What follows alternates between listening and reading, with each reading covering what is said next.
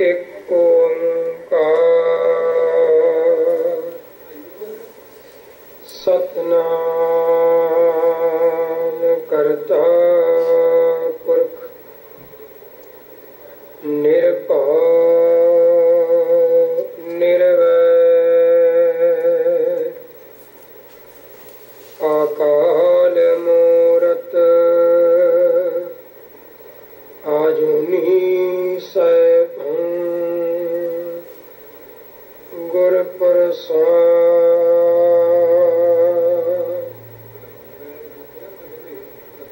तेरे गुण बहुते मैं एक ना जानिया, मैं मूरख किश दीजै। प्रणवत नानक सुन मेरे साहिब, दुबदा पत्थर लीजै।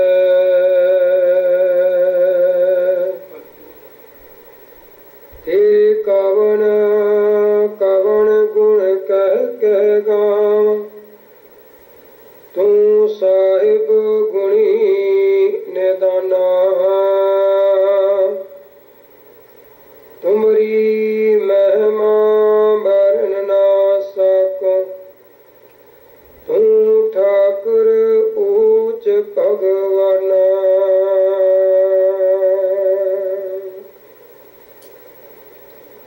परम सन्मान जो सच्चे सतगुरु दीन दुनिया दे मालक, चवर छतर तखत दे मालक, हाजर नाजर शब्दा अवतार गद्दी ते विराजमान, जुगो जुग अटल धन धन साहिब श्री गुरु ग्रंथ साहिब महाराज की पवित्र पावन हजूरी अंदर सज बैठी गुरु की सवारी गुरु प्यारी साध संगत जीओ, बड़े भागे हो जो कि संसार करजेवियां विचों समा कढ के अपने जीवन दीयां घड़ियां नूं सफल बनाउण वास्ते, सवासां नूं सफल करन वास्ते सतगुरां दी चरण शरण विच आण जुड़ बैठे हो। आप जी ने गुरु घर दे कीर्तनियां पासों सतगुरां दी अमृत बाणी दा कीर्तन सरवण कीता है। आओ लड़ीवार सतगुरां दी अमृत बाणी दी विचार जो आप पिछले समय तो सरवण करते आ रहे हो, सतगुरु जी ने समा बख्शिश किया है गुरबाणी विचार करन दा। सतगुरु जी अपना मेहर भरे हथ दासते सिर ते रखन और आप सौ संगतां दी आसीस सदका गुरमत विचारां गुरबाणी विचार की सांझ आप जी नाल कर सकीए, ऐसी सतगुरु जी रहमत बख्शिश करन। विचारां प्रारंभ करन तो पहला सतगुरु वालों बख्शिश की गुरफतेह की सांझ करिए, मन बिरतियां नूं एकागर लवाइए गुरु चरनां विच हाजरी प्यार सत आखो जी वाहिगुरु जी का खालसा वाहिगुरु जी की फतेह। नमस्कार जो सत्संग जीओ, आओ सतगुरां दी अज दे पावन हुक्म लड़ीवार गुरबाणी दी विचार शब्द सरवण करिए, फिर विचारां दी सांझ। सतनाम श्री वाहिगुरु साहिब जी। गौड़ी महला पहला, माता मत पिता संतोख, सत भाई कर इहो वसेख। कहना है किश कहन न जाए, तो कुदरत कीमत नहीं पाए। रहा शर्म सुरत दुई ससुर भये, करणी कावण कर मन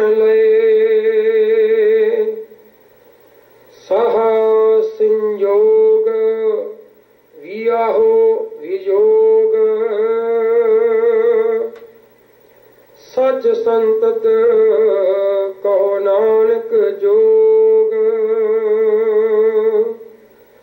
सहा संयोग वियाहो वियोग,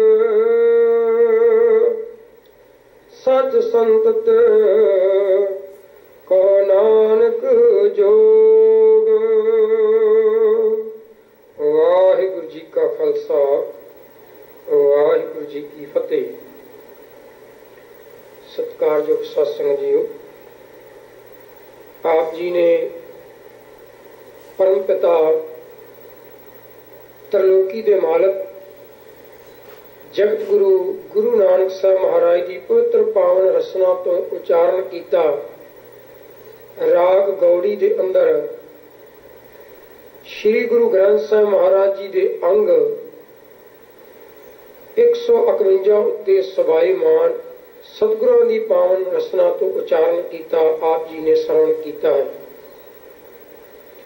जिस अंदर मेरे मालक जी जो अज की रहमत बख्शिश साड़ी झोली विच पाउंदे ने, आओ रहाओ की पंक्ति की विचार तो विचार नूं आरंभ करिए, क्योंकि केंद्री भाव शब्द का रहाओ की पंक्ति विच सतगुरु जी ने बख्शिश किया है। मेहरबान सतगुरु जी कहते ने, कहना है किश कहन न जाए। कहने तो भाव किसी चीज नूं बयान करना, किसी गल नूं दसण वास्ते। कहते हे प्रभु परमात्मा दे मिलाप की अवस्था जिहड़ी है, मिलन की अवस्था, परमात्मा नाल मिलन की अवस्था, कहते उसनूं बयान नहीं किया जा सकता। जदों जग्यासू बंदगी करदा करदा उसका मिलाप प्रभु परमात्मा नाल हुंदा है, ते वो जिहड़ी मिलनी है परमात्मा दे नाल, कहते उस अवस्था नूं बयान नहीं किया जा सकता किसी भी लफ्ज़ां दे अंदर। जिहड़ी परमात्मा की कुदरत है तो कुदरत कीमत नहीं पाए। हे परमात्मा तेरे मिलाप की अवस्था तो बाद जदों तेरा मनुख पसारा वेखदा है, जदों तेरे दर्शन करदा है, ते जे कोई मनुख कहे मैं इस कुदरत का पूर्ण तौर पर मुल पूरा मुल बयान कर सकां, दस सकां, परमात्मा किड्डा वड्डा है, किड्डा शक्तिशाली है, कहणगे मालक परमात्मा की कुदरत की कीमत नहीं पाई जा सकती, भाव उसका मुल नहीं दसिया जा सकता, वो किड्डा वड्डा है पूर्ण तौर पर। भाव कि कुदरत किहो जी है, किस तरह की है, ये दसना बहुत मुश्किल है। गुरु के सवारे जदों बंदगी करने वाला मनुख परमात्मा विच जुड़ता है तो परमात्मा दे दीदार करता है ना मालक अपने प्रभु दे परमात्मा ने, कहते ओदे दीदार करके इन्नी बिस्माद अवस्था विच चला जाता है कि ओदे कोल कोई लफ्ज़ नहीं वो परमात्मा की कुदरत नूं जां उस मिलाप नूं वो बयान कर सके भी मैं इस तरह मालक नाल मिलिया, ओदी नाल मेरी मिलनी इदां हुई। मालक दे चरणों विच जुड़िया होया मनुख इन्नी उच्ची अवस्था ते चला जाता है, जिस वस्तु नूं दुनिया तरसदी है, मंग करती है, ते परमात्मा दे चरणों दा नाल ओदी इह प्रीत बनती है कि वो भी वस्तुओं नूं वो अपने ठोकर मार के सुट दिंदा है कि ये भी चीज़ां मैनूं नहीं चाहिए। धन गुरु गुरु अर्जन साहब महाराज सच्चे पातशाह कहते ने उस मालक नाल मिलनी का मनुख उत्ते की प्रभाव पैंदा है, उस उत्ते यह प्रभाव पैंदा। दुनिया में दो चीज़ां ने जिन्हां वास्ते मनुख जिहड़ा वो यतनशील रहिंदा है। एक तां उहदा जीवन जिहड़ा वो राज भाग वांगू होवे, दूसरा कि राज भोगदियां सुख भोगदियां फिर मुक्ति मिल जाए। जगत विच जितने भी संसार विच हर मनुख चाहुंदा है मेरा सोहना जीवन होए, हर सुख मेरे ਇਹਨਾਂ ਸੁੱਖਾਂ ਨੂੰ ਭੋਗਦਾ ਹੋਇਆ ਮੈਨੂੰ ਮੁਕਤੀ ਵੀ ਮਿਲ ਜਾਵੇ। ਮੁਕਤੀ ਤੋਂ ਭਾਵ ਕੋਈ ਦੁੱਖ ਹੀ ਨਾ ਆਵੇ, ਜਮਨ ਮਰਨ ਤੋਂ ਵੀ ਮੈਂ ਰਹਿਤ ਹੋ ਜਾਵਾਂ। ਪਰ ਕਹਿੰਦੇ ਜਦੋਂ ਮਨੁੱਖ ਦੀ ਪਰਮਾਤਮਾ ਨਾਲ ਸੱਚੀ ਬੰਦਗੀ ਕਰਦਿਆਂ, ਸੁੱਚੀ ਬੰਦਗੀ ਕਰਦਿਆਂ ਉਹਦਾ ਮਿਲਾਪ ਹੁੰਦਾ ਨਾ, ਪਰਮਾਤਮਾ ਨਾਲ ਉਹਦੀ ਮਿਲਣੀ ਹੁੰਦੀ ਹੈ, ਉਸ ਮਿਲਣੀ ਤੋਂ ਬਾਅਦ ਉਹਦੇ ਮਨ ਦੀ ਕੀ ਅਵਸਥਾ ਹੈ। ਸਤਿਗੁਰੂ ਗੁਰੂ ਅਰਜਨ ਸਾਹਿਬ ਮਹਾਰਾਜ ਸੱਚੇ ਪਾਤਸ਼ਾਹ ਦੇਵ ਗੰਧਾਰੀ ਦੇ ਅੰਦਰ ਸਤਿਗੁਰ ਦੇ ਨਾਲ ਮਿਲੇ ਹੋਏ ਮਨੁੱਖ ਦੀ ਮਿਲਣੀ ਹੋਈ ਤੋਂ ਬਾਅਦ ਮਨੁੱਖ ਦੀ ਅਵਸਥਾ ਕੀ ਹੈ, ਰਾਜ ਤੇ ਮੁਕਤੀ ਵਾਸਤੇ ਕੀ ਖਿਆਲ ਨੇ ਉਹਦੇ। ਸਤਿਗੁਰੂ ਜੀ ਬਾਣੀ ਵਿੱਚ ਉਪਦੇਸ਼ ਕਰਦੇ, ਕਹਿੰਦੇ ਰਾਜ ਨਾ ਚਾਹੋ ਮੁਕਤ ਨਾ ਚਾਹੋ। ਐਸੀ ਮਿਲਣੀ ਹੋਈ, ਕਹਿ ਲਗੇ ਨਾ ਰਾਜ ਦੀ ਇੱਛਾ ਮਨ ਵਿੱਚ ਰਹੀ ਤੇ ਨਾ ਮੁਕਤੀ ਦੀ। ਕਿਸੇ ਮਨੁੱਖ ਨੇ ਪੁੱਛ ਲਿਆ ਵੀ ਐਸਾ ਕਿਹੜਾ ਰਸ ਆ ਗਿਆ, ਕੀ ਤੁਹਾਨੂੰ ਪ੍ਰਾਪਤ ਹੋ ਗਿਆ ਜਿਹਦੇ ਤੁਸੀਂ ਰਾਜ ਨੂੰ ਵੀ ਠੋਕਰ ਮਾਰ ਰਹੇ ਹੋ ਕਿ ਰਾਜ ਵੀ ਨਹੀਂ ਚਾਹੀਦਾ, ਮੁਕਤੀ ਵੀ ਨਹੀਂ ਚਾਹੀਦੀ। ਦੋਵੇਂ ਚੀਜ਼ਾਂ ਲਈ ਤਾਂ ਜਗਤ ਜਿਹੜਾ ਉਹ ਤਰਲੇ ਲੈਂਦਾ। ਹਰ ਇਨਸਾਨ ਦੁਨੀਆ ਉੱਤੇ ਕਹਿੰਦਾ ਮੇਰਾ ਜੀਵਨ ਰਾਜ ਭਾਗ ਵਰਗਾ ਹੋਵੇ, ਮੇਰਾ ਹੁਕਮ ਚੱਲੇ, ਤੇ ਤੁਸੀਂ ਉਸ ਨੂੰ ਵੀ ਠੋਕਰ ਮਾਰ ਰਹੇ ਹੋ। ਤੇ ਦੂਸਰੀ ਗੱਲ ਮੁਕਤੀ ਦੀ ਆ। ਅੱਜ ਜਿੰਨਾ ਪਸਾਰਾ ਪੁਰਾਤਨ ਸਮੇਂ ਦੇ ਅੰਦਰ ਮਨੁੱਖ ਜਿਹੜਾ ਜੰਗਲਾਂ ਵਿੱਚ ਵਿਭੂਤੀ ਮੰਨ ਲਈ, ਨੰਗੇ ਰਹਿਣ, ਕਈ ਤਰ੍ਹਾਂ ਦੇ ਮਨੁੱਖ ਯਤਨ ਕਰਦਾ ਰਿਹਾ। ਇਹਦਾ ਕੀ ਕਾਰਨ ਸੀ? ਦੋਵਾਂ ਵਿੱਚੋਂ ਇੱਕ ਚੀਜ਼ ਮਗਰ ਮਨੁੱਖ ਪੈ ਗਿਆ। ਕਈਆਂ ਨੇ ਰਾਜ ਛੱਡ ਦਿੱਤੇ, ਰਾਜ ਭਾਗ ਛੱਡ ਦਿੱਤੇ, ਕਾਹਦੇ ਵਾਸਤੇ? ਕਿ ਮੁਕਤੀ ਮਿਲ ਜਾਵੇ, ਜੀਵਨ ਮੁਕਤ ਹੋ ਜਾਵੇ।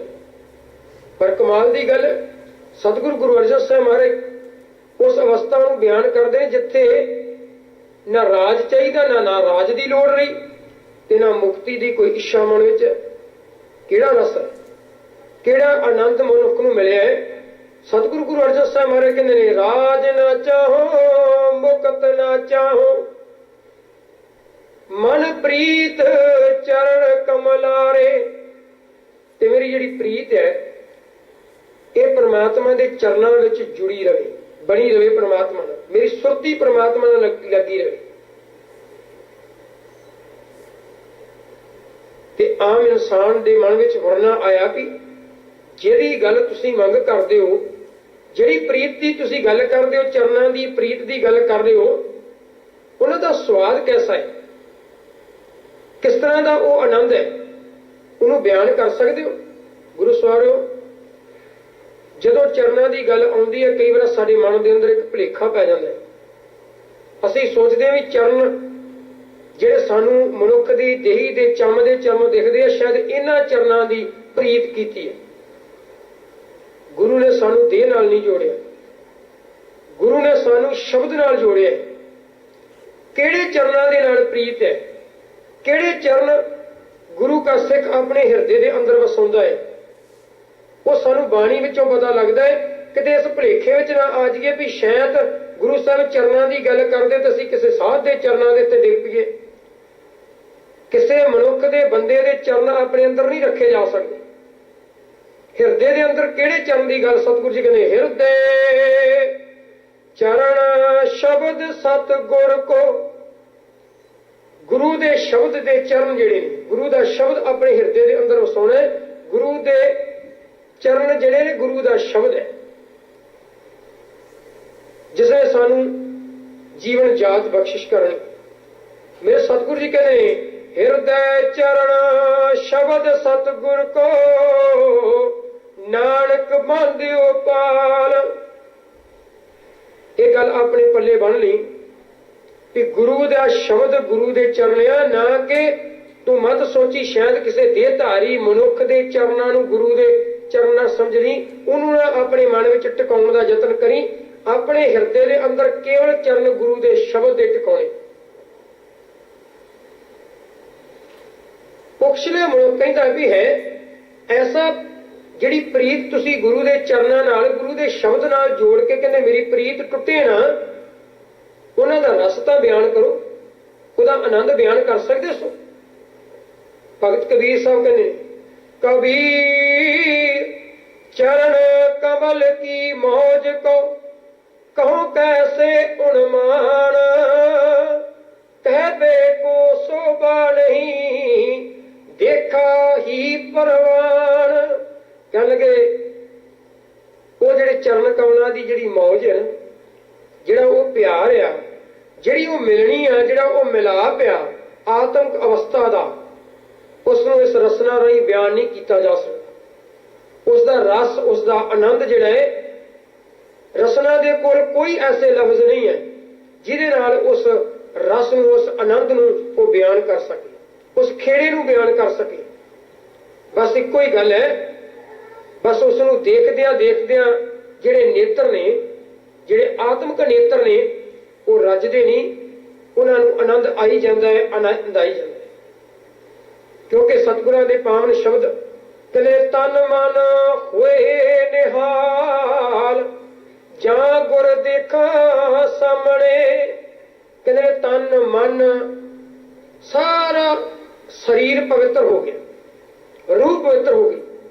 काहदे नाल? जदों गुरु नूं सन्मुख देख लिया। गुरु सवारियो, सतगुरां दी बाणी कहंदी है वो ऐसी मिलनी है, ऐसा मिलाप है, एक ऐसा आत्मक अवस्था की मिलनी है जिस मिलनी तो बाद अगर मनुख के अंदर किन्नियां भी विचारां, किन्ने भी सवाल ने, कहते उस मिलनी के उत्ते उस सारे सवालों का जवाब मिल जाता है, तो सवाल करने की हिम्मत मनुख अंदर रहिंदी कोई सवाल नहीं कर सकता। दूसरे नूं बयान करके दसना तो बहुत औखी गल है। वो अपने मन के अंदर भी कोई ख्याल पैदा होए ने, वो भी ख्याल वो मालक के गाड़ी जो सन्मुख होया, दीदार कीते, ਉਹਦੇ अंदर भी कोई भी सवाल नहीं रहेगा। कहते जो मालक के दर्शन किए तो जेड़े अगर मगलुक के कई सवाल होंगे, वो सवाल पूछने की हिम्मत ही कोई ना रही। सारे सवालों का जवाब मालक की मिलनी ते मालक के दर्शनों के होंदियां ही सारे सवालों का जवाब मिल गया, कोई सवाल पिछे रह नहीं गया। दर्शन देखत सुध की न बुध रही मत में ना मत है। कहने अपनी सुध बुध ही नहीं रही। जो मालक के दर्शन किए, इना ज्यादा प्रकाश, इना ज्यादा खेड़ा, इना ज्यादा आनंद सी कि उन्होंने अपनी सुध बुध विसर गई। वो दूसरे के सवाल का जवाब की दिंदा, उन्होंने अपने सवाल जिहड़े सी उही गाड़ी करने वास्ते उहदे कोल हिम्मत ना रही। सारे सवालों का जवाब मालक ने दर्शनां विच दे दिता। सतगुरु जी कहते ने उस परमात्मा के नाल जिहड़ी मिलनी है, कहना है किश कहन ना जाए। जे कुछ प्रभु परमात्मा की उस मिलन नूं, उस मिलनी नूं, उस अवस्था नूं कोई बयान करना चाहे तो उसनूं बयान नहीं कर सकता, दस नहीं सकता उस मिलनी कैसी हुई है, किस तरह का मिलाप होया। मेरे सतगुरु जी कहते हैं वो मालक की जिहड़ी कुदरत है, कुदरत की बना जानिए वड्डा वे परवाओ। उस कुदरत जिहड़ा मालक है उसकी कीमत नहीं जानी जा सकती, भावक का मुल नहीं पाया जा सकता। उन्होंने पूर्ण तौर पर जो कोई मनुख कहे मैं समझ के ते दुनिया नूं दस सकां कि वह परमात्मा किड्डा वड्डा है, कितना वड्डा उहदा पसारा है, की उहदी खेड़ है, किहड़ियां वो खेडां खेड रहा है, ते कह लगे ये नामुमकिन है, कोई दस नहीं सकता, बयान नहीं कर सकता। सतगुरु जी सरहाओ के पद अंदर हुण इस शब्द के अंदर सानू दसणगे कि जिस मनुख का मिलाप होना है उन्होंने किहड़ियां किहड़ियां गल्लां दा ध्यान अपने ते रखना पवेगा, किस तरह के अपने जीवन नूं बनाउणा पऊगा, किहड़ियां चीज़ां ने जिहड़ियां मनुख नूं इह मिलाप देणगियां। जदों मालक नाल मिलनी होगी ते ओह मनुख जिहड़ा है परमात्मा दे उन्हां गुणां नूं बयान करदा जाऊगा, बयान करूगा, पर उस बयान का अंत नहीं पा सकता। ये नहीं कह सकता कि मैं जो कुछ कह दिता उही कुछ है, उस तो अगे कुछ नहीं। सतगुरां दी बाणी इस करके उसकी उस्तत नहीं करनी कि उस्तत करदे करदे परमात्मा तेरा अंत पा लिया जाए। इस करके उसकी वडियाई नहीं करनी कि मैं तेरी वडियाई इस करके कर दिया कि एक दिन तेरा अंत पा लवां। सिर्फ वडियाई करानी है कि मैं सदा तेनों वडियाउंदा रहां, तेरी सिफत तो सदा करदा रहां, पर तेरा अंत नहीं पाउण वास्ते। तू तो है ही बेअंत है, तू तो है मनुख की पहुंच तो परे अपहुंच है, ते मनुख तेरा अंत की पा सकदा। ते मेरे सतगुरु जी कहते ने मनुख के जीवन की अवस्था किहड़ियां चीज़ां चाहिए। गौड़ी महला पहला, माता मत पिता संतोख। कह लगे जिस मनुख ने उच्ची मत नूं अपनी मां बना ले, क्योंकि मां ही मनुख का पहला टीचर है, जिसने उसनूं दुध पीण की जाच सिखाई, जिसने उसनूं तुरन की जाच सिखाई, खाण की जाच सिखाई, जिसने ज्ञान दिता है तेरा पिता है, ये तेरा भरा है, ये तेरी भैन है, ये तेरे रिश्तेदार ने, पहला गुरु मां है। कह लगे जेड़ा मनुख उच्ची मत नूं अपनी मां बना लवे, उस उच्ची मत की गोद विच पले, उच्ची मत की गोद विच पल रहा है, जो उच्ची ते सुच्ची मत है। और जे चंगी मत होगी उन्होंने कुराई नहीं पैण देवे, उन्होंने सही उहदे मार्ग ते चलाएगी। कहने उच्ची मत की गोद दे विच पले ते संतोख नूं अपना पिता बनावे, भाव के संतोख पिता की निगरानी हेठ अपने जीवन नूं चलाए। ते सतगुरु जी कहते हैं ये मत किहदे कोल मिलेगी। उच्ची मत मां बन जावे ते ये मत किस तरह आवेगी, किदां उच्ची मत मां बनेगी। ये मत मिलनी है गुरु दे कोल। ताई मेरे सतगुरु जी बाणी विच बार बार सानू समझाउंदे ने, गुर की मत तू ले आणे, गुरु दी मत ले। गुरु कौन है? गुरदेव माता, गुरदेव पिता। जे गुरु दी मत को गुरु मां, गुरु पिता है। गुरु दी मत लैनी ते गुरु दी मत ही उच्ची मत है। संसार दे हर मनुख की मत जिहड़ी है वो इन्नी उच्ची नहीं, पर जो गुरु ने मत देनी है, जो गुरु ने समत बख्शिश करनी है, उहदे नाल दी दुनिया उत्ते होर कोई उच्ची मत नहीं हो सकती। सतगुरु गुरु नानक साहब महाराज ने 4 उदासियां कीतियां ते जिस वक्त सतगुरु जी ने 4 उदासियां दे समय जिहड़ा उन्होंने वस्त्र पहने सन, आम करके जिहड़े गेरी वस्त्र है ना, उन्होंने सी धार्मिक पहरावा गिन लिया। कोई मनुख गेरू वस्त्र पा लवे, असीं कहने साधु है।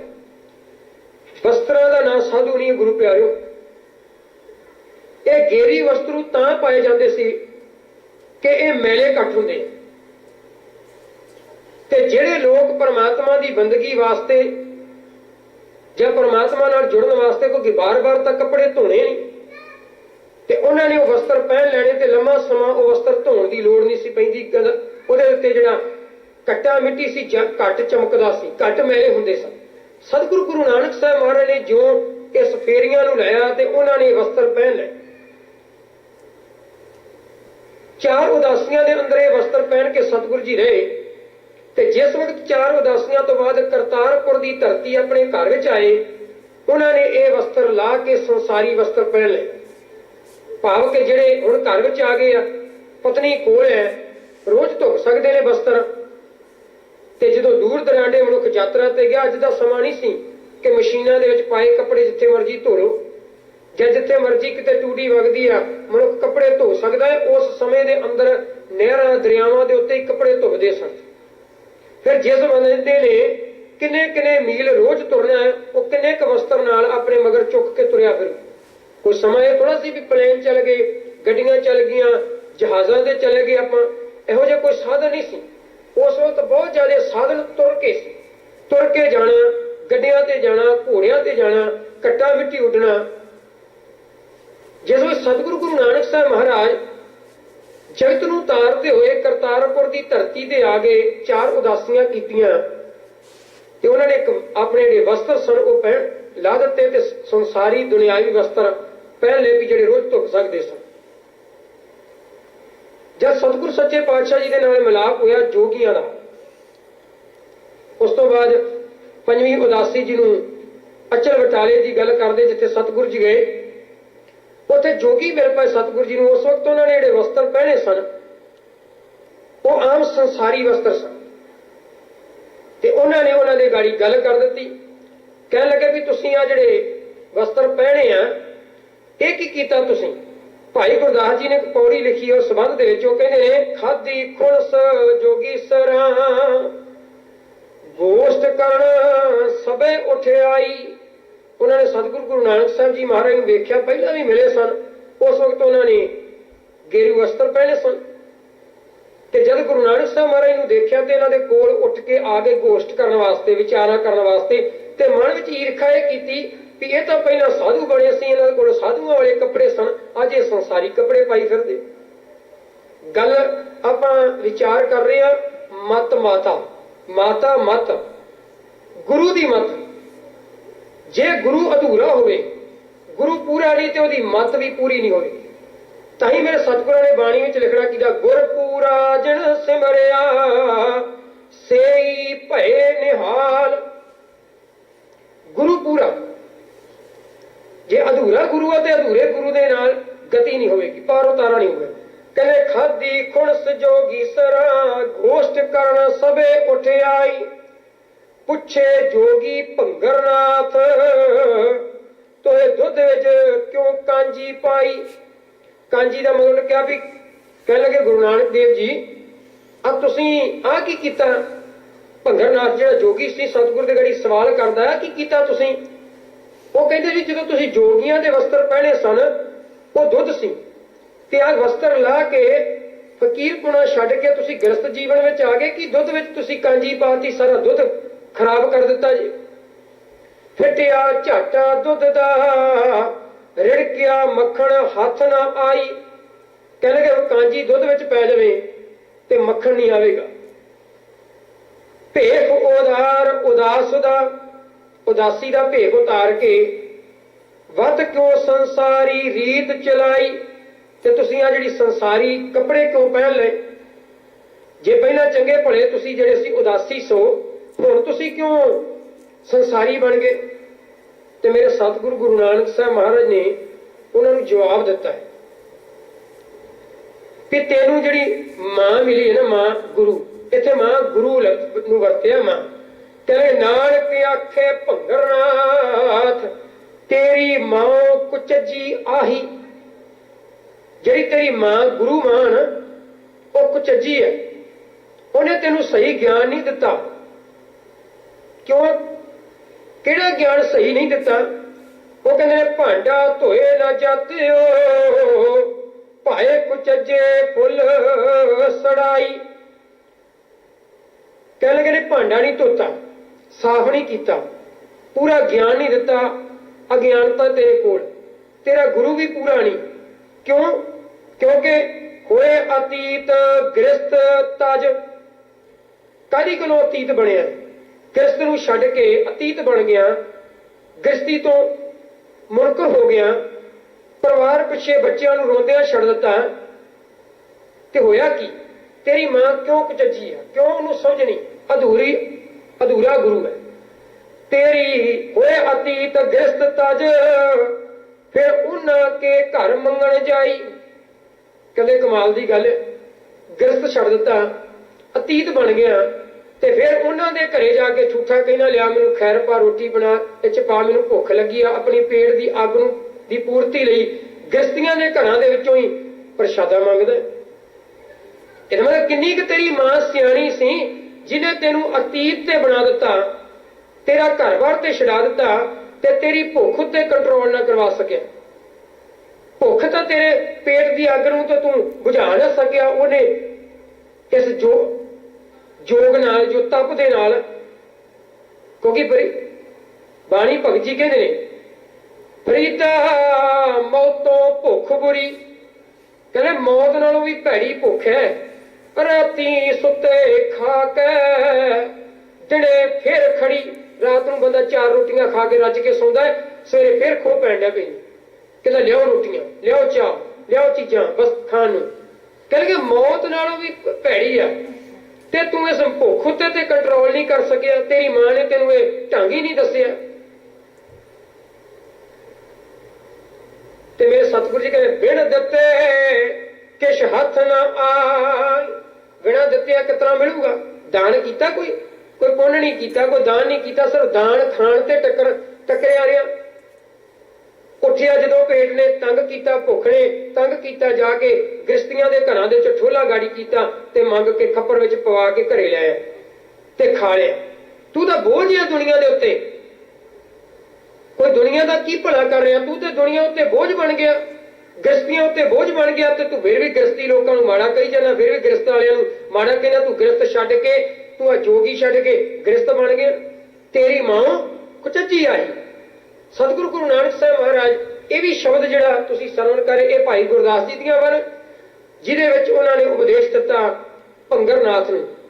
ते भंगरनाथ जिहड़ा सी वो शर्मशार होया गुरु नानक साहब महाराज दी गाड़ी समझ पै गई, क्योंकि ज्ञान दे सतगुर दे कोल ज्ञान खड़ग सी। उस ज्ञान खड़ग दे नाल हर एक मनुख जिहड़ा सी सतगुर दे गाड़ी ने होया। यही जोगी मुड़ के पता की आखदे सी, सिद्ध बोलना शुभ बचन धन नानक तेरी वड्डी कमाई। मुड़ के इस गल ते आ गए सच्चे पातशाह, सारे धन धन कहण लग पे, धन गुरु नानक, धन गुरु नानक, कि तेरी तां कमाई बड़ी वड्डी, तेरे गाड़ी कोई नहीं टिकदा। क्योंकि ज्ञान इन्ना सी सतगुरु जी दे कोल, हर सवाल का जवाब सी।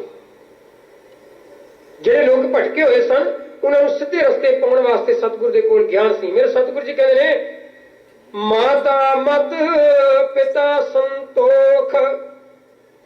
ते ਜਿਹੜੇ मनुख ने उच्ची मत नूं अपनी मां बना लिया, उस उच्ची मत की गोद दे विच अपने आप नूं पालिया ते पिता संतोख नूं बनाया। संतोख पिता की निगरानी हेठ अपने जीवन में बतीत कर रहा। संतोख पिता की है?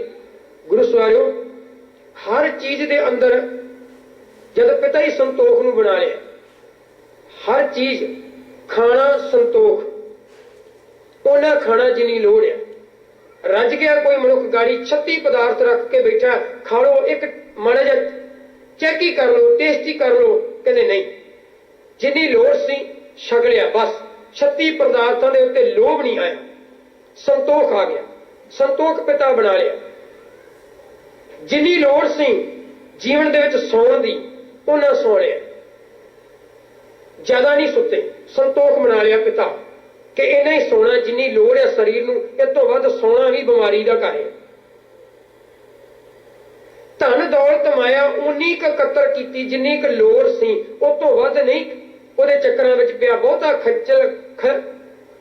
खदल खराब नहीं होया, बहुती परेशानी नहीं जाई। एक घर सी बना के महाराज ने परमात्मा ने दिता, उस घर विच रह के अपनी जिंदगी नूं बतीत कर रहा। ये नहीं संतोख आ गया भी घर बन गया, बस घर चाहिए सी रहण वास्ते, अज ये घर वेच के ये घर नहीं चंगा, होर वधिया किसी का घर वो लिया, उन्होंने वेच के होर नवां अपने ढंग का बनाया। ये संतोख नहीं है, ये लोभ है, वधदा जांदा वधदा जांदा होर वधदा जांदा। सैस कटे लख कोट धावे, तृप्त ना आवे, माया पाछे पावे। माया की है? कले गुरु सवारे डॉलर नहीं, कली मणि नहीं। सतगुरु जी कहते माया वो है, ए माया जित हर विसरे, जिहदे नाल परमात्मा भुल गया वो माया। ये नहीं महाराज ने कहा भी मेरा गरीब बिल्कुल कंगाल भुखा नंगा होए, मेरा सिख जिहड़ा बिल्कुल गरीब होए, कपड़े भी पाटे पाए होण, उन्हें ते मेरी प्रशंसा। गुरु सवारियो, जेकर तेरे कोल धन है, सब कुछ है, तेनू परमात्मा नहीं विसरिया, परमात्मा नूं तू याद करदा है, उहदे भै भावनी विच रह रहा ते सारा कुछ पवित्र है। ते जे झुग्गी विच रह के भी तेरे अंदर होमे आ गई, परमात्मा तेनू विसर गया कि मेरे वर्गा ते संत ही कोई नहीं, मेरे वेखो मैं सब कुछ त्याग के बैठा, मैं ते घर बार त्यागता, वेखो कखां दी कुल्ली विच अपने जीवन नूं बतीत करन दिया, इहदा मतलब परमात्मा विसर गया, ये माया ही। ਕੱਖਾਂ ਦੀ ਝੁੱਗੀ ਵੀ ਮਾਇਆ ਹੋ ਸਕਦੀ। ਇਹ ਮਾਇਆ ਜਿਤ ਹਰ ਵਿਸਰੇ, ਜਦੋਂ ਪ੍ਰਮਾਤਮਾ ਭੁੱਲ ਜਾਵੇ ਉਹ ਸਬਰ ਕੁਝ ਮਾਇਆ ਹੈ। ਸਤਿਗੁਰੂ ਜੀ ਕਹਿੰਦੇ ਜਿਸ ਮਨੁੱਖ ਨੇ ਜਿਹਦੀ ਮਿਲਣੀ ਹੋਣੀ ਹੈ, ਜਿਹਦੀ ਰਹਾਉ ਦੀ ਪੰਕਤੀ 'ਚ ਆਪਾਂ ਵਿਚਾਰ ਕਰ ਰਹੇ, ਜਿਹਦੇ ਨਾਲ ਮਿਲਣੀ ਹੋਣੀ ਹੈ, ਭਾਵ ਕਿ ਮਾਤਾ ਮਤ ਪਿਤਾ ਸੰਤੋਖ, ਸਤ ਭਾਈ ਕਰ ਏਵ ਸੇਖ। ਤੇ ਜਿਹੜੇ ਖਲਕਤ ਦੀ ਸੇਵਾ ਹੈ, ਜਿਸ ਮਨੁੱਖ ਨੇ ਭਾਵ ਜਿਹਨੇ ਖਲਕਤ ਦੀ ਸੇਵਾ ਨੂੰ ਆਪਣੇ ਜੀਵਨ ਦੇ ਅੰਦਰ ਬਣਾਉਣਾ ਕੀਤਾ, ਸਾਰੀ ਮਨੁੱਖਤਾ ਦੀ ਸੇਵਾ ਕਰ ਰਿਹਾ ਹੈ, ਇਹ ਕਹਿੰਦੇ ਨੇ ਭਾਈ ਵਿਸ਼ੇਸ਼ ਇਹਦਾ ਅਸਰ ਪ੍ਰਭਾਵ ਜਿਹੜਾ ਹੈ ਮਨੁੱਖ ਦੀ ਜੀਵਨ ਦੇ ਉੱਤੇ ਪੈ ਰਿਹਾ, ਇਹਦਾ ਪ੍ਰਭਾਵ ਆ। ਕਰਨਾ ਹੈ ਕਿਛ ਕਹਿਣ ਨਾ ਜਾਏ, ਤੋ ਕੁਦਰਤ ਕੀਮਤ ਨਹੀਂ ਪਾਏ ਰਹਾਉ। ਸ਼ਰਮ ਸੁਰਤ ਦੁਇ ਸਸੁਰ ਭਏ। ਹੁਣ ਜਿਸ ਮਨੁੱਖ ਦੇ ਮਾਤਾ ਪਿਤਾ ਨੇ, ਉਹਦੇ ਸੱਸ ਸਹੁਰਾ ਵੀ ਹੁੰਦੇ। ਕਹਿੰਦੇ ਸੱਸ ਸਹੁਰਾ ਤੇਰਾ ਕਿਦਾਂ ਦਾ ਹੋਵੇ। ਦੇਖੋ ਸਾਡੇ ਜੀਵਨ ਦੇ ਵਿੱਚ ਜਿਹੜੀ ਸਾਡੀ ਆਤਮਾ ਹੈ, ਸਾਡੀ ਜਿਹੜੀ ਜਿੰਦ ਹੈ, ਇਹਦੇ ਰਿਸ਼ਤੇਦਾਰਾਂ ਦੀ ਗੱਲ ਸਤਿਗੁਰੂ ਜੀ ਸਮਝਾ ਰਹੇ ਨੇ ਕਿ ਕਿਹੜੇ ਰਿਸ਼ਤੇਦਾਰ, ਕਿਸ ਤਰ੍ਹਾਂ ਦੇ ਇਹਦੇ ਰਿਸ਼ਤੇਦਾਰ ਹੋਣੇ ਚਾਹੀਦੇ ਨੇ। ਕਹਿੰਦੇ ਸ਼ਰਮ, ਸ਼ਰਮ ਦਾ ਮਤਲਬ ਇੱਥੇ ਅਰਥ ਹੈ ਉਦਮ, ਤੇ ਸੁਰਤ ਉੱਚੀ ਸੁਰਤ। ਸ਼ਰਮ ਸੁਰਤ ਦੋਵੇਂ ਉਦਮੀ ਹੋਵੇ, ਭਾਵ ਕਿ ਮਿਹਨਤੀ ਹੋਵੇ, ਉਦਮ ਅਤੇ ਉੱਚੀ ਸੁਰਤ, ਉੱਚੀ ਅਵਸਥਾ, ਇਹ ਦੋਵੇਂ ਸੱਸ ਤੇ ਸਹੁਰਾ ਹੋਣ ਮਨੁੱਖ ਦੇ ਇਸ ਜਿੱਦ ਦੀ ਆਤਮਾ ਦੇ ਰਿਸ਼ਤੇਦਾਰ। ਸੱਸ ਤੇ ਸਹੁਰਾ ਕਿਹੜਾ? ਉਦਮ, ਉਦਮ ਹੋਵੇਗਾ, ਉਦਮ ਤੇ ਉੱਚੀ ਸੁਰਤ। ਕਰਨੀ ਕਾਮਣ, ਤੇ ਹੁਣ ਜੇ ਸੱਸ ਸਹੁਰਾ ਹੈ ਤੇ ਇਸਤਰੀ ਵੀ ਹੋਊਗੀ, ਪਤਨੀ ਵੀ ਹੋਊਗੀ। ਕਰਨੀ ਕਾਮਣ ਸੁਚੱਜੀ ਜ਼ਿੰਦਗੀ, ਕਿਉਂਕਿ ਸਾਡੇ ਜਿਹੜੇ ਜੀਵਨ ਹੈ ਸਤਿਗੁਰੂ ਜੀ ਕਹਿੰਦੇ ਇਹੀ ਕਾਮਣ ਹੈ, ਇਹੀ ਸਾਡੀ ਇਸਤਰੀ ਹੈ, ਪਰਮਾਤਮਾ ਦੀ ਇਸਤਰੀ ਹੈ। ਅਸੀਂ ਸਾਰੀਆਂ ਜਿੰਨੀਆਂ ਵੀ ਰੂਹਾਂ ਨੇ, ਜਿੰਨੀਆਂ ਵੀ ਜਿੰਦਾਂ ਨੇ, ਇਹਦਾ ਪਤੀ ਮਾਲਕ ਇੱਕੋ ਪਰਮਾਤਮਾ, ਪਰਿਪੂਰਨ ਪਰਮਾਤਮਾ ਪਰਮੇਸ਼ਰ ਹੈ। ਸਤਿਗੁਰੂ ਜੀ ਕਹਿੰਦੇ ਕਰਨੀ ਕਾਮਣ ਕਰ ਮਨ ਲਏ, ਸੁਚੱਜੀ ਜ਼ਿੰਦਗੀ ਜੀਵਨ, ਇਹਨੂੰ ਇਸਤਰੀ ਬਣਾਵੇ, ਇਹ ਇਸਤਰੀ ਬਣ ਜਾਵੇ। ਹੁਣ ਜਦ ਇਸਤਰੀ ਬਣ ਗਈ ਤੇ ਉਹਦਾ ਜਿਹੜਾ ਕਾਮਣ ਦੇ ਪਤੀ ਦੇ ਨਾਲ ਵਿਆਹ ਹੋਣਾ, ਸਾਹਾ ਸੰਜੋਗ ਵਿਆਹੋ ਵਿਜੋਗ। ਸਾਹਾ ਕਹਿੰਦੇ ਨੇ ਜਿਸ ਤਰ੍ਹਾਂ ਆਪਣਾ ਸਾਹਾ ਸਧਾਉਂਦੇ, ਕਿਸੇ ਦੇ ਵਿਆਹ ਦਾ ਸਾਹਾ ਸਧਾਇਆ ਜਾਂਦਾ, ਉਹ ਪੱਕਾ ਹੁੰਦਾ ਹੈ, ਉਸੇ ਸਧਾਏ ਹੋਏ ਸਾਹੇ ਦੇ ਉੱਤੇ ਹੀ ਵਿਆਹ ਕੀਤਾ ਜਾਂਦਾ। ਕਹਿੰਦੇ ਮਨੁੱਖ ਜੀਵ ਸਤ ਸੰਗਤ ਨੂੰ ਆਪਣਾ ਸਾਹਾ ਬਣਾਵੇ, ਭਾਵ ਕਿ ਸੰਗਤ ਵਿੱਚ ਆਪਣਾ ਨੇਮ ਬਣਾਵੇ, ਉਹਦੇ ਨਾਲ ਆਪਣਾ ਜੋੜ ਬਣਾਵੇ, ਉਹਦੇ ਨਾਲ ਉਹਦਾ ਵਿਆਹ ਹੋਵੇ। ਜਿਸ ਤਰ੍ਹਾਂ ਸਾਹਾ ਨਹੀਂ ਟਲਦਾ, ਇਸੇ ਤਰ੍ਹਾਂ ਆਪਣੇ ਜੀਵਨ ਦੇ ਅੰਦਰ ਕਦੀ ਵੀ ਸਤ ਸੰਗਤ ਤੋਂ ਖੁੰਝੇ ਨਾ, ਹਰ ਸਮੇਂ ਸਤ ਸੰਗਤ ਵਿੱਚ ਜ਼ਰੂਰ ਜਾਵੇ, ਸਵੇਰੇ ਸ਼ਾਮ ਸਤ ਸੰਗਤ ਕਰੇ। ਇਹ ਸਾਹਾ ਟਲਦਾ ਨਹੀਂ। ਸਾਹਾ ਸੰਜੋਗ ਵਿਆਹੋ ਵਿਜੋਗ, ਤੇ ਵਿਜੋਗ ਕਿਹਦੇ, ਵਿਛੋੜਾ ਕਿਹਦੇ ਨਾਲ ਪਾਵੇ? ਕਹਿੰਦੇ ਨੇ ਲੁਕਾਈ, ਲੋਕ। ਇਹਦੇ ਨਾਲ ਕੀ ਕਰੇ? ਨਿਰਮੋਹ ਹੋ ਜਾਵੇ, ਮੋਹ ਨਾ ਕਰੇ, ਮੋਹ ਦੀ ਤੋਂ ਉੱਚੀ ਅਵਸਥਾ ਵਿੱਚ ਚਲੇ ਜਾਏ। ਸਾਰਾ ਕੁਝ ਇਹ ਨਹੀਂ, ਮੋਹ ਇਸ ਤਰ੍ਹਾਂ ਨਹੀਂ ਛੱਡਣਾ। ਸਤਿਗੁਰੂ ਜੀ ਕਹਿੰਦੇ ਪਰਿਵਾਰ ਹੀ ਛੱਡ ਦੇ, ਕਹਿਣ ਲੱਗੇ, ਕਿਉਂਕਿ ਇਹੀ ਜੋਗੀ ਕਰਦੇ, ਪਰਿਵਾਰ ਨੂੰ ਛੱਡ ਕੇ, ਧੀਆਂ ਪੁੱਤਾਂ ਨੂੰ ਛੱਡ ਕੇ ਜੰਗਲਾਂ ਵਿੱਚ ਚੱਲ ਜਾਣਾ, ਪਿੱਛੇ ਪਰਿਵਾਰ ਰੋਂਦੇ ਰਹੇ। ਪਰਿਵਾਰ ਪਾਲਣਾ ਤੇਰਾ ਫਰਜ਼ ਹੈ, ਤੇਰਾ ਧਰਮ ਹੈ, ਬਣਿਆ ਧਰਮ। ਇਸ ਧਰਮ ਵਿੱਚ ਤੂੰ ਰਹਿਣਾ, ਇਸ ਧਰਮ ਦੀ ਪਾਲਣਾ ਕਰਨੀ, ਪਰ ਨਾਲ ਨਾਲ ਕੀ? ਨਿਰਮੋਹ ਹੋਣਾ ਹੈ। ਬੱਚੇ ਨੇ, ਧੀਆਂ ਪੁੱਤਰ ਨੇ, ਇਹਨਾਂ ਦੇ ਨਾਲ ਪ੍ਰੇਮ ਕਰਨਾ ਹੈ, ਮੋਹ ਦੀਆਂ ਤੰਦਾਂ ਨੂੰ ਛੱਡ ਕੇ ਨਿਰਮੋਹ ਹੋਣਾ। ਜਿਸ ਤਰ੍ਹਾਂ ਪਰਮਾਤਮਾ ਉਹੀ ਸੁਭਾਅ ਤੇਰਾ ਬਣ ਜਾਣਾ। ਸਤਿਗੁਰੂ ਜੀ ਕਹਿੰਦੇ ਜੈਸੇ ਰਹਿਣਾ ਕਿਸ ਤਰ੍ਹਾਂ, ਨਿਰਮੋਹ ਕਿਸ ਤਰ੍ਹਾਂ ਹੋਊਗਾ? ਮੋਹ ਕਿਸ ਤਰ੍ਹਾਂ ਛੱਡ ਸਕਦਾ ਮਨੁੱਖ? ਨਿਰਮੋਹ ਕਿਸ ਤਰ੍ਹਾਂ ਹੋਊਗਾ? ਸਤਿਗੁਰੂ ਜੀ ਕਹਿੰਦੇ ਨੇ ਜੈਸੇ ਜਲ ਮੈਂ ਕਮਲ ਨਿਰਾਲਮ ਮੁਰਗਾਈ ਨੇ ਸਾਣੇ। ਸਾਣੇ ਅਰਥ ਜਿਹੜਾ ਹੈ ਉਹ ਰਾਜਸਥਾਨੀ ਹੈ, ਜਿਹੜੀ ਚੀਜ਼ ਨਹੀਂ ਭਿੱਜਦੀ। ਮੁਰਗਾਬੀ ਮਾਰਦੀ ਟੁੱਪੀ ਪਰ ਭਿੱਜਦੀ ਨਹੀਂ, ਮੁਰਗਾਈ ਨੈ ਸਾਣੇ। ਏਦਾਂ ਰਹਿਣਾ ਜਗਤ ਵਿੱਚ ਨਿਰਮੋਹ। ਸਤਿਗੁਰੂ ਸੱਚੇ ਪਾਤਸ਼ਾਹ ਕਹਿੰਦੇ ਨੇ ਸੱਚ ਸੰਤਤ ਕਹੋ ਨਾਨਕ ਜੋਗ। ਤੇ ਫਿਰ ਇਸ ਇਸਤਰੀ ਦੀ ਜਿਹੜੀ ਸੰਤਾਨ ਹੋਗੀ ਸਤ ਸਦੀਵੀ, ਉਹਦੇ ਵਿੱਚ ਮਾਲਕ ਦੇ ਅੰਦਰ ਹਿਰਦੇ ਦੇ ਅੰਦਰ ਸੁਰਤ ਟਿਕੀ ਰਹੀ, ਇਹਦੀ ਸੰਤਾਨ ਹੈ। ਕਹੋ ਨਾਨਕ ਜੋਗ। ਤੇ ਨਾਨਕ ਆਖ ਇਹੀ ਪਰਮਾਤਮਾ ਪਰਮੇਸ਼ਰ ਦੇ ਨਾਲ ਸੱਚਾ ਮਿਲਾਪ ਹੈ, ਪ੍ਰਭੂ ਦੇ ਨਾਲ ਸੱਚਾ ਮਿਲਣੀ ਹੈ, ਸੱਚਾ ਮਿਲਾਪ ਹੈ।